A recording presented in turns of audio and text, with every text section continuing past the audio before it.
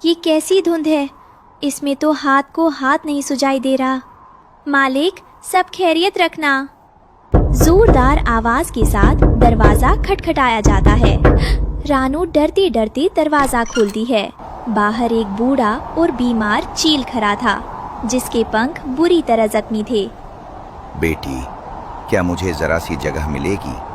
मैं रास्ता भटक गया हूँ और ये काली धुंध मेरी आंखों को जला रही है।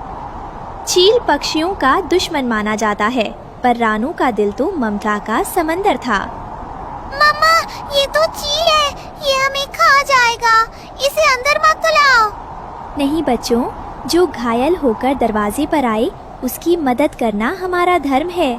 चील दादा, आप अंदर आ जाइए। रानू ने उस चील को अपनी सबसे गर्म घास की रजाई उड़ाई और उसे गर्म पानी पिलाया।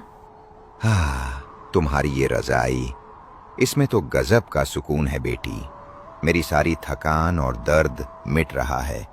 दादा, आप आराम कीजिए, सुबह होने तक आप बिल्कुल ठीक हो जाएंगे। कालू और गोरी खिड़की से ये सब देख लेते हैं। गोरी, देखा तुमने? रानू ने दुश्मन को पनाह दी है। अगर ये चील ठीक हो गया तो सबसे पहले हमें ही खाएगा। हमें इसे यहाँ से भगाना होगा। हाँ कालू, चलो जंगल के बाकी पक्षियों को इकट्ठा करते हैं। सुबह होते ही कालू, गोरी और हाथी रानू के घर के बाहर जमा हो जाते हैं। रानू, बाहर आओ। तुमने चील को अंदर क्यों छुपाया है? उसे हमारे हवाले कर दो, वरना हम तुम्हारा घर तोड़ देंगे। कालू भाई, वो बीमार है, वो शिकारी नहीं, एक मुसाफिर है। अचानक दरवाजा खुलता है और चील बाहर आता है। अब वो बीमार नहीं दिख रहा, उसके पंख सोने की तरह चमक रहे थे। शांत हो जाओ पक्षियों, मैं कोई शिकारी नहीं, मैं पहाड़ियों का रक्षक हूँ। मैं भेष बदलकर ये देखने आया था कि इस जंगल में सबसे बड़ा दिल किसका है। महाराज, हमें क्षमा करें, हमने रानू पर शक किया।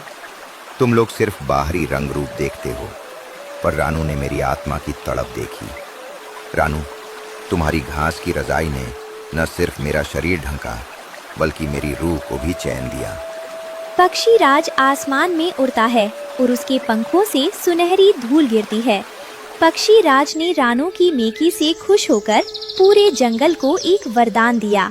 अब वहाँ की घास कभी नहीं सूखती थी और हमेशा रेशम की तरह नरम रहती थी। रानू, आज से ये जंगल अमन का बाग कहलाएगा। यहाँ कोई शिकारी नहीं आएगा। रानू, कालू, गोरी और बच्चे मिलकर दाना चुग रहे थे। अरे बिटिया की कसम, नेकी ही असली मरहम। याद रखना बच्चों, किसी के चेहरे को देखकर नहीं, उसके दुख को देखकर हाथ बढ़ाना चाहिए।